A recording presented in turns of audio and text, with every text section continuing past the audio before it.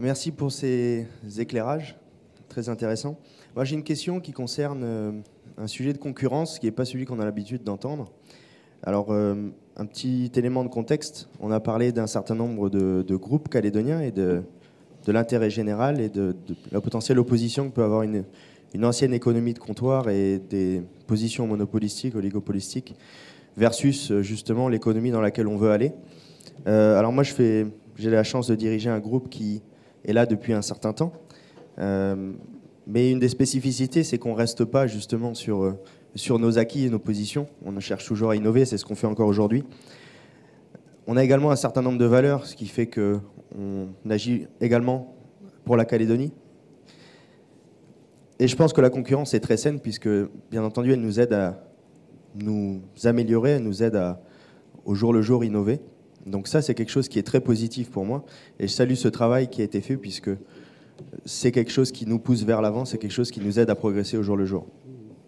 Le thème que je voudrais aborder, c'est celui de la concurrence publique. Nous avons un certain nombre d'éléments qui nous gênent, étant donné que les politiques publiques évoluent et dans un certain nombre de domaines, le public a tendance à internaliser un certain nombre de ses compétences. Alors, la logique voudrait que ça soit logique si ils font mieux que nous. On est une entreprise de B2B, donc ça veut dire que le principe d'intérêt général fait que si, pour le consommateur final, c'est une situation qui est meilleure que la situation initiale, alors, bien entendu, tout va bien. C'est logique. Et c'est le principe d'intérêt général qui compte. Le problème que j'ai, c'est que tout ça, c'est difficile à mesurer. Et que dans une situation où on se retrouve, nous, entreprises privées, en concurrence avec le public, alors, moi, j'ai un problème de compréhension de la manière dont tout ça peut être mesuré. Puisque quand on se retrouve en face d'un autre concurrent privé, alors la loi du marché est impartiale, et puis tout s'autorégule et le meilleur gagne. Et quand on est en concurrence avec le public, les choses sont différentes. Les choses sont différentes puisque l'actionnaire du public, c'est le citoyen. Et entre les deux, il y a effectivement un certain nombre de mesures qui sont ou pas faites sur l'efficacité de ces services. Donc, au-delà de problèmes éthiques que j'ai, qui sont que en internalisant, le public, en internalisant, détruit d'une certaine façon la valeur qui peut être créée par le privé, notamment en termes de fiscalité, au-delà du fait qu'il potentiellement détruit des entreprises innovantes qui, justement, peuvent demain exporter. Ma question, donc, bien entendu, pour nos politiques, et j'aimerais beaucoup en parler dans cette période charnière, notamment au niveau des partenariats publics-privés, puisqu'on a beaucoup de mal en Calédonie à atteindre ce type de dispositif. On a essayé à plusieurs reprises, mais il n'y a pas de cadre légal ou peu qui nous permettent d'atteindre ces situations qui, je pense, sont vertueuses, mais malheureusement peu encadrées. Donc, je vais recentrer ma question au niveau de l'autorité de la concurrence. C'est comment vous abordez ce genre de cas de figure de concurrence entre du public et du privé, encore une fois, dans une optique de favoriser l'intérêt général et le client final.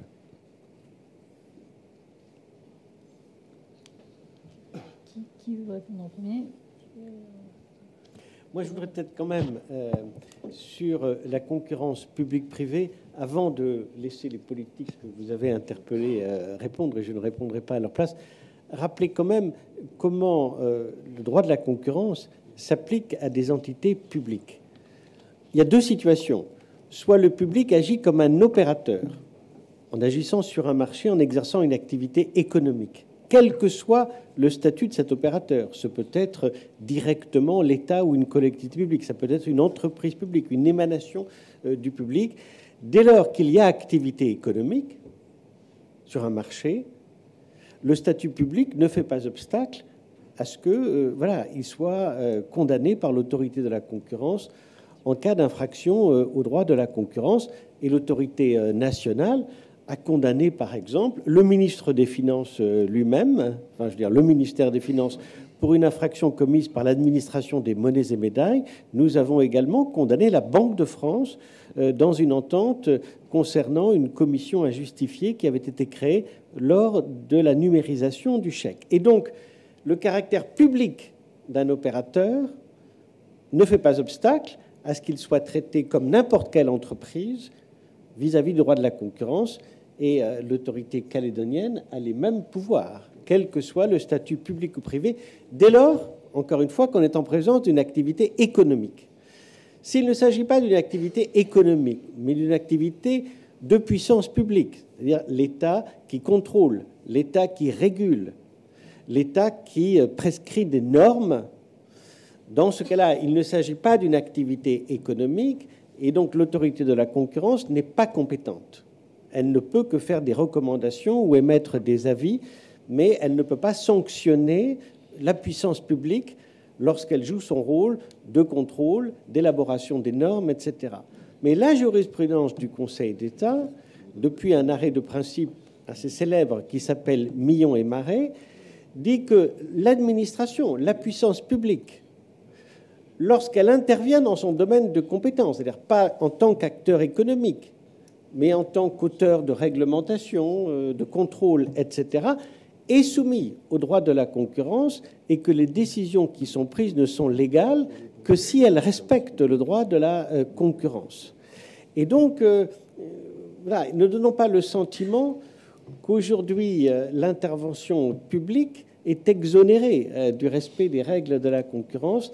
La seule chose à distinguer, c'est, encore une fois, distinguer selon que le public agit en tant qu'en quelque sorte opérateur sur un marché ou en tant que représentation, en quelque sorte, de la puissance publique.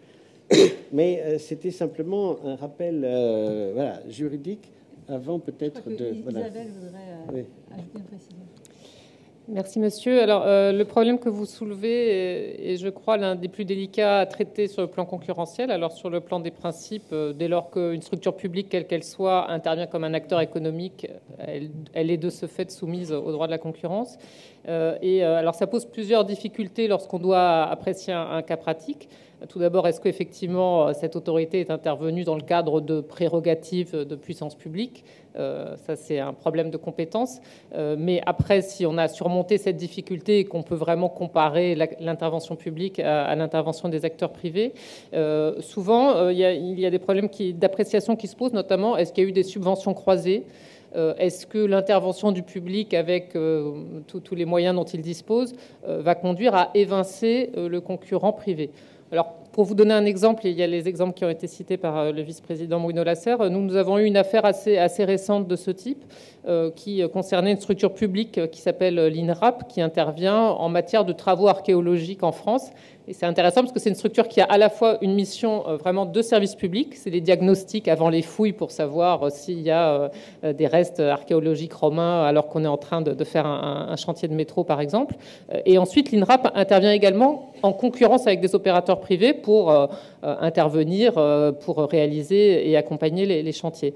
Et là, dans cette saisine sur laquelle nous nous sommes prononcés récemment, les acteurs privés se plaignaient de ce que l'INRAP proposait des prix trop peu chers et que donc cela leur créait une concurrence déloyale alors qu'eux-mêmes n'avaient pas tous les moyens du service public. Donc ça a été une affaire assez intéressante et nous en sommes sortis en l'espèce par une procédure d'engagement. Mais le message que je trouve intéressant dans cette décision sur l'INRAP, c'était que l'INRAP s'est engagé à, dans ce cas-là, faire une comptabilité analytique beaucoup plus détaillée que ce qu'elle avait avant, pour bien finalement séparer les choses, puisqu'il se trouvait qu'elle était un acteur économique concurrentiel. Et voilà, je trouve que c'est une décision intéressante qui nous a conduit à approfondir, mais c'est un bon exemple où on voit qu'une même structure publique peut avoir un rôle vraiment en monopole de service public, mais aussi intervenir comme acteur privé, et c'est un sujet que nous regardons de près, car les entreprises de ce secteur se plaignent régulièrement d'être en position défavorable par rapport à l'INRAP. Donc c'était juste pour vous donner un exemple de ce type d'appréciation concrète qu'on peut faire, et bien sûr, il y a aussi beaucoup de jurisprudence sur l'ouverture de marché à la concurrence, notamment dans le domaine de l'énergie ou des télécoms. Jacques Méraud, un petit mot ? Oui, je pourrais illustrer aussi de la même manière, peut-être avec des entreprises qui vous parlent un peu. Nous avons le même droit de ce point de vue-là, entre la Polynésie et la Nouvelle-Calédonie. Nous avons été, nous, confrontés à une saisine d'un opérateur dans la téléphonie mobile, Pacific Mobile Telecom, qui commercialise sous la marque Vodafone et qui a saisi l'autorité de pratiques anticoncurrentielles supposées de l'opérateur Vini qui appartient à l'OPT. Donc je pense qu'on est dans le schéma que vous décriviez. Et pour nous, l'OPT, en l'occurrence Vini, était dans la situation d'un opérateur économique. Donc les deux griefs que nous avons tenus là dans le cadre des mesures conservatoires, donc je passe là-dessus, mais en tout cas, nous avons traité cette affaire-là de la même manière que s'il s'était agi de deux entreprises privées. Et donc, on s'en est, nous aussi, sortis par une procédure d'engagement qui a fait que Vini, et donc l'OPT derrière, a modifié un certain nombre de pratiques et de comportements, plutôt, ce qui a permis d'animer le marché dans le deuxième semestre de l'année 2018. Et là, le consommateur, pour le coup, en a vu très concrètement un bénéfice, puisqu'il a pu bénéficier de tarifs a priori à la baisse, ou alors pour un même tarif de prestations beaucoup plus élargi que ce qu'il avait avant. Donc voilà un exemple d'affaires qui met en cause, qui met en situation donc un opérateur public et une société privée. Donc, n'en doutez pas, l'autorité de la concurrence calédonienne procédera exactement de la même manière en traitant l'opérateur public comme une entreprise privée dès lors qu'elle intervient sur un marché concurrentiel. Je vais peut-être passer la parole pour répondre à votre question plus directe à Monsieur le député Gomez. Oui. Je voudrais, sur ce sujet-là, c'est-à-dire une situation qu'on retrouve assez fréquemment dans notre pays, où on se retrouve dans un certain nombre de secteurs avec des situations de monopole ou quasi-monopole public sur un certain nombre d'activités qui sont des activités qui relèvent de l'économie marchande. C'est le cas, bien sûr, en ce qui concerne les postes et télécommunications, par exemple. C'est le cas également en ce qui concerne le transport aérien, domestique ou international, même si on n'est pas dans une situation de monopole, mais il y a 80% des parts de marché qui sont en réalité liées aux compagnies du pays. C'est le cas en ce qui concerne l'électricité, puisque Enercal est la propriété du pays au travers d'un actionnariat de plus de 50% de la Nouvelle-Calédonie. C'est le cas également dans d'autres secteurs. Et c'est vrai que souvent, ce qui est mis en exergue, c'est que ces monopoles publics conduisent à des tarifs qui sont des tarifs élevés et que le consommateur considère, à tort ou à raison, comme excessifs. Ça, c'est comme la température. Il y a la température réelle et puis le ressenti. Et donc, le ressenti du consommateur sur le sujet est souvent un ressenti que c'est trop cher. L'électricité est trop chère, Internet est trop cher, Aircal est trop cher, Aircalin est trop cher. Vous êtes d'accord avec ça? Je sens une approbation générale. J'ai déjà trouvé les 4 axes de ma campagne à venir. Je vous remercie.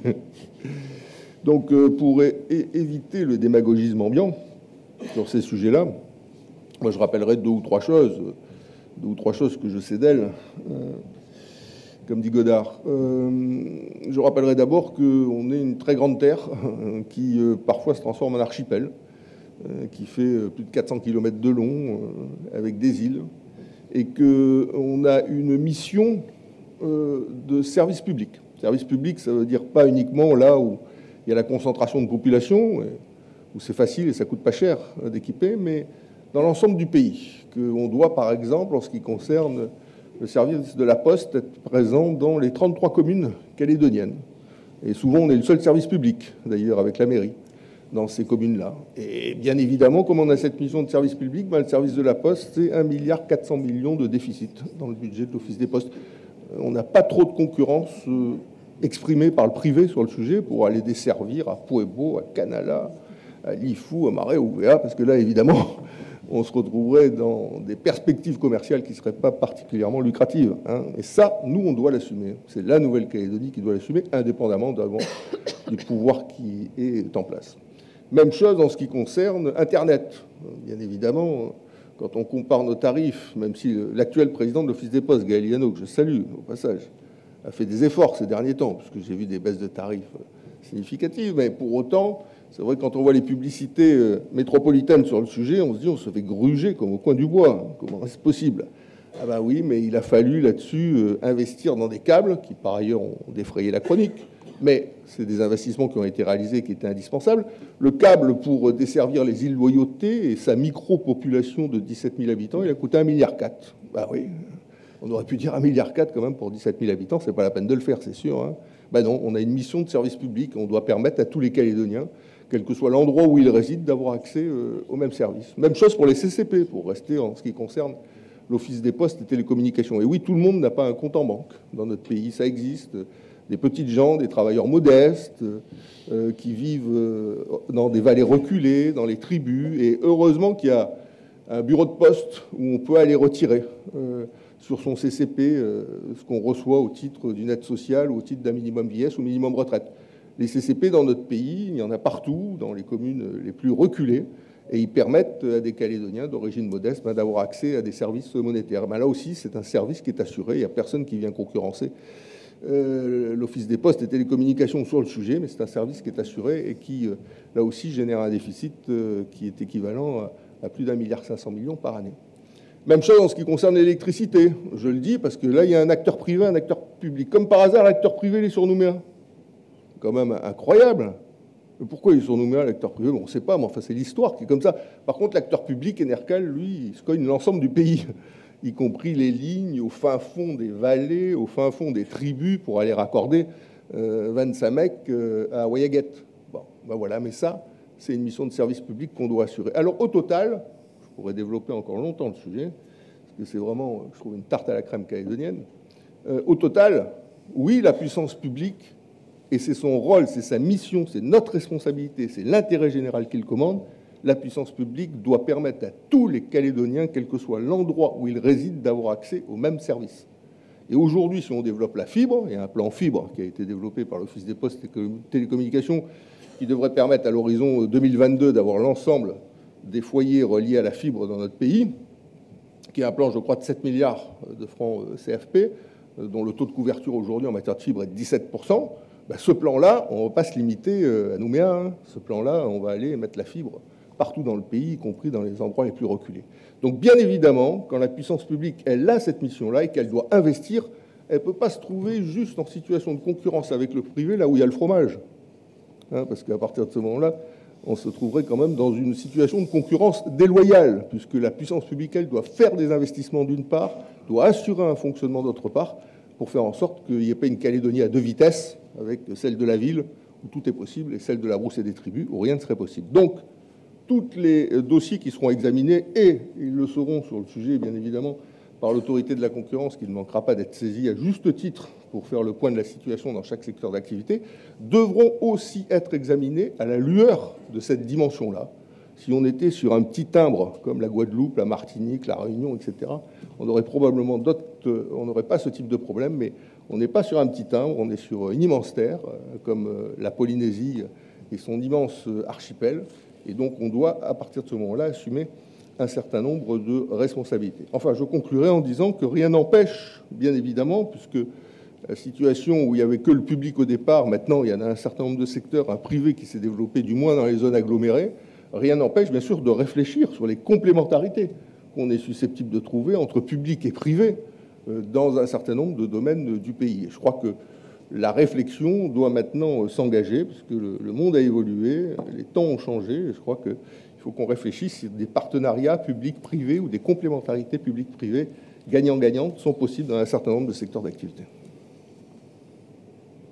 Merci beaucoup. Est-ce qu'il y a d'autres questions avant d'éventuels droits de réponse?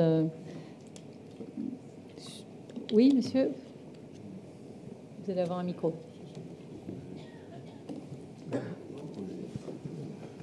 Vous m'entendez?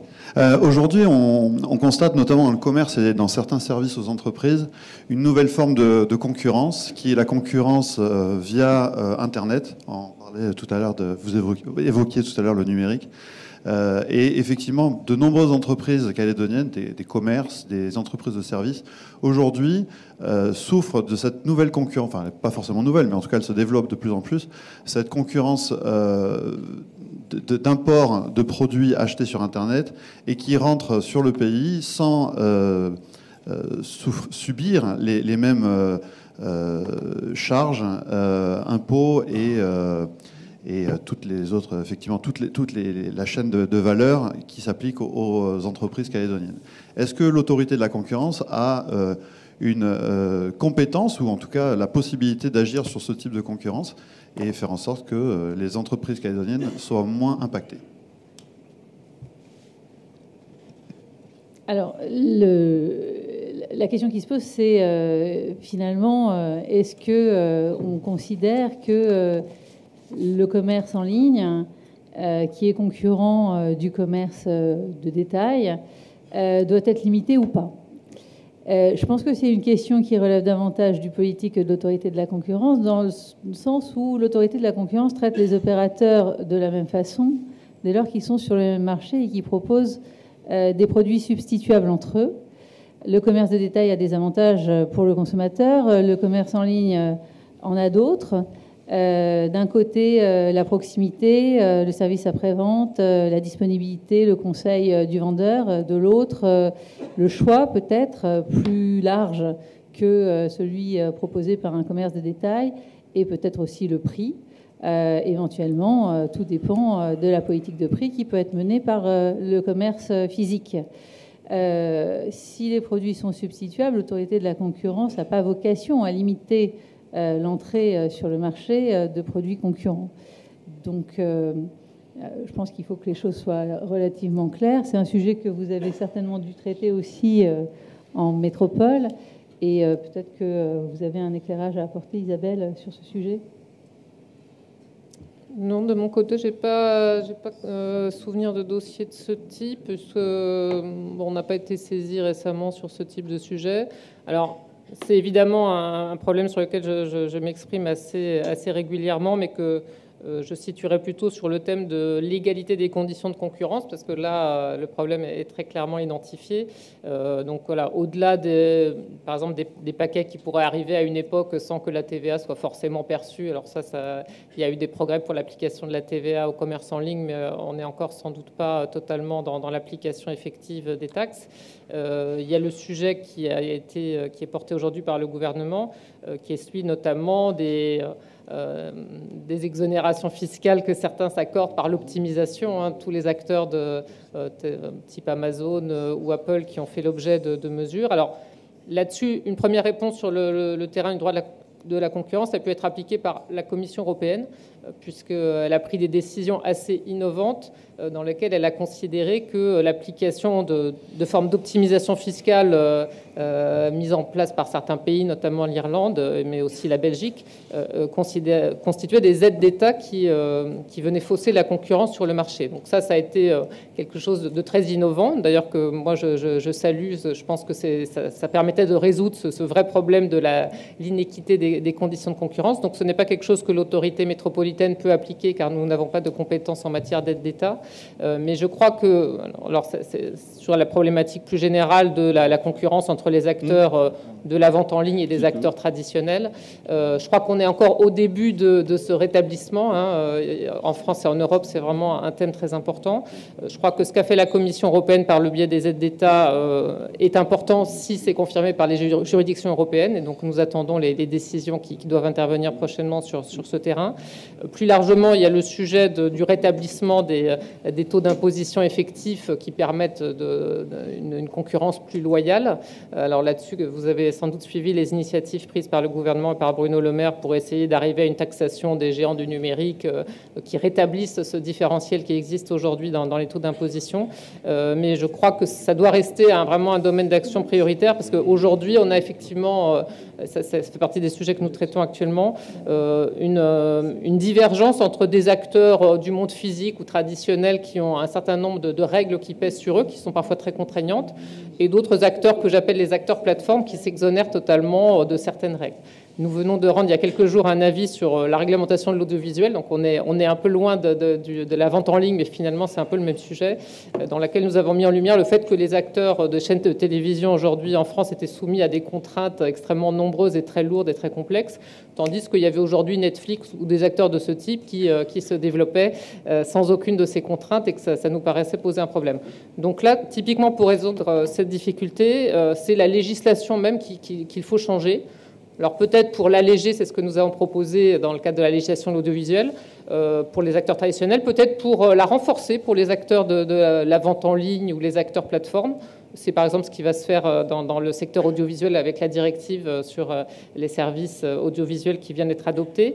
Je crois que c'est un sujet urgent et on est encore au début de résoudre ces problèmes. Donc voilà, sans aller sur le sujet précis que vous évoquiez de la vente en ligne et des produits qui arrivent en Nouvelle-Calédonie, moi je pense que c'est toujours un grand problème quand il y a des univers trop différents qui se créent avec une divergence trop grande de règles, de taxation ou de contraintes réglementaires et que à ce moment-là, c'est les politiques, les gouvernements qui doivent s'en saisir pour examiner finalement est-ce que c'est justifié qu'il y ait une telle divergence ou pas et est-ce qu'il faut un rééquilibrage.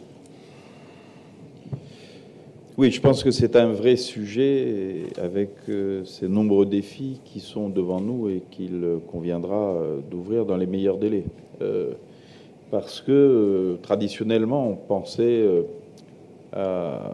aux produits qui sont importés, si on parle de la Nouvelle-Calédonie, via Internet et qui font la concurrence à des commerçants ou à des entreprises calédoniennes. De plus en plus, ce sont les services. Je me rappelle avoir assisté il y a 2 ans à la rentrée judiciaire où le barreau de Nouméa dénonçait la concurrence d'Internet sur la gestion des dossiers contentieux qu'ils peuvent avoir en Nouvelle-Calédonie.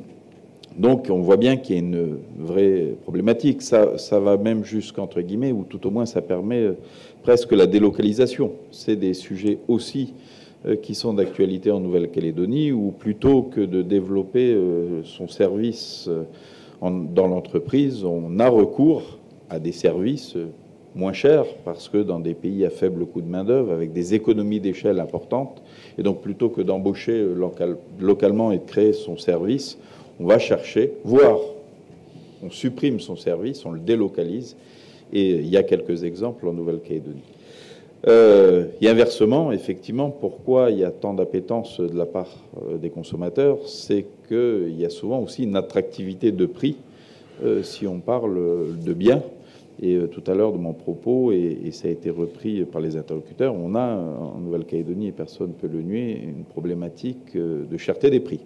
Donc souvent aussi, Internet pour le consommateur devient l'alternative et permet d'accéder à des prix plus compétitifs. Pour autant, à chaque fois, et ça a été mon propos tout à l'heure, il faut qu'on trouve les équilibres, à la fois de la défense du consommateur, mais également la défense de l'emploi et des activités économiques et des entreprises en Nouvelle-Calédonie. Donc, en tout cas, pour ma part, je pense qu'il faut qu'on ouvre ces discussions et que l'on voit, y compris, comme on a pu le faire dans d'autres secteurs, celui de la protection des produits locaux, voir comment on peut, domaine par domaine, travailler pour voir comment on peut soutenir nos entreprises calédoniennes, soutenir leur emploi, et puis aussi participer à une amélioration du pouvoir d'achat des Calédoniens, notamment par rapport aux offres Internet. Merci. Je vous remercie pour vos éclaircissements et de ceux de M. Gomez également. La question portait donc sur la concurrence du public et du privé. Et vous l'avez rappelé, il y a 2 aspects. Il y a un premier cas de figure où il y a un opérateur public qui est dans un cadre d'opérateur opérant sur un marché. Puis il y a un deuxième cas où on est simplement sur l'internalisation par un service public d'un service ou la sous-traitance de services.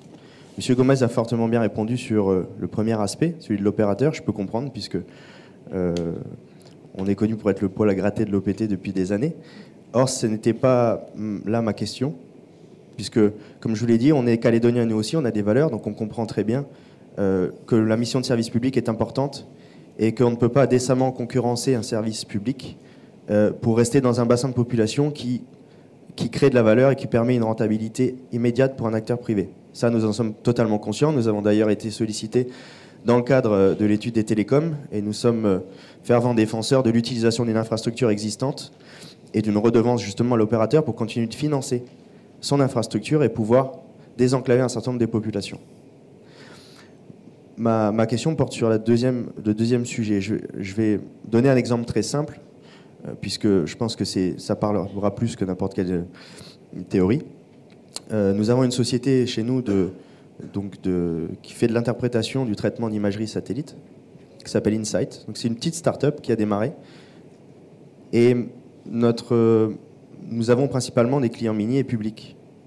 Or, un de nos principaux clients, qui est au niveau de l'administration, nous apprend qu'il va bientôt internaliser cette compétence. Or, cela nous surprend parce qu'il s'agit d'une compétence très technique. Et nous avons du mal à comprendre comment un service public, dont ce n'est pas vraiment la mission, en tout cas c'est ce qu'on pense, peut réussir à rendre un service moins cher qu'en externalisant à une structure privée qui elle-même, sur un domaine très technologique, adresse plusieurs clients et réalise des économies d'échelle, gère des licences par rapport à un opérateur qui est Airbus, un groupe européen. Donc, et on dirait que le sujet est tabou. Donc c'est là où, en fait, c'est là où ma question portait. Elle était sur les principes de comparaison, en fait, dans toujours une optique d'avoir un service public efficace, moins cher, qui profite aux citoyens, dans une espèce d'opacité que nous, on ne comprend pas. Parce qu'effectivement, quand on pose la question, eh ben, on n'a pas forcément la réponse. Voilà. Tu peux nous préciser de qui tu parles? C'est une direction, la Nouvelle-Calédonie? Moi, j'ai jamais entendu parler de... C'est la Nouvelle-Calédonie, c'est la province, c'est la commune? Il s'agit de la province sud, effectivement. C'est un des services de la province sud, je ne vais pas le citer. Mais c'est pour ça que je parle... Je pense que, comme pour ma part, je sors des protections de situation et de ce qu'on peut décrire comme la vieille Calédonie. Je suis désolé. On est dans un débat qui est dépassionné, qui est simplement pragmatique et qui dit la chose suivante.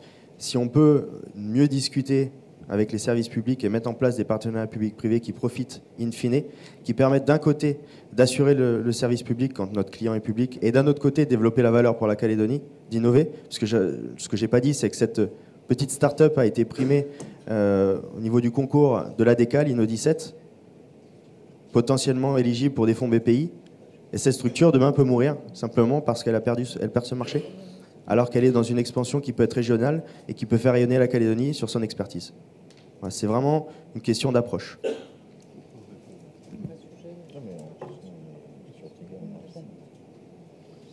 Non mais, moi, je ne connais pas la problématique de la province, les raisons.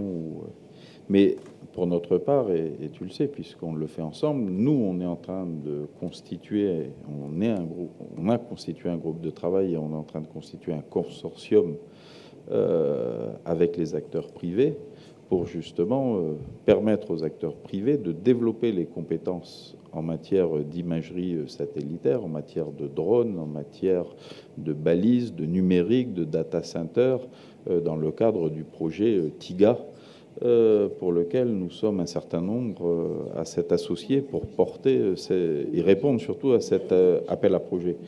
Donc effectivement, c'est dans ce sens, en tout cas, que nous on va. Est-ce que vous estimez qu'on a répondu à votre question, ou du point de vue du droit de la concurrence, ce que moi je comprends en fait de votre problématique, c'est une activité qui a été exercée sur un marché privé, qui va être internalisée finalement un peu comme une régie par un opérateur public, qui va donc plus s'adresser à l'opérateur privé. Ça, le droit de la concurrence n'est pas probablement le bon outil pour y remédier. Je veux dire, c'est un choix de la collectivité publique de savoir si elle internalise ou si elle externalise telle ou telle activité. Là où ça pourrait poser une difficulté, c'est si elle internalise son activité pour elle-même et qu'ensuite elle se lance sur le marché pour concurrencer un opérateur privé qui procéderait à la même prestation de service. Alors là, évidemment, l'autorité de la concurrence serait compétente pour vérifier qu'elle respecte de la même manière que n'importe quel opérateur économique les règles de la concurrence.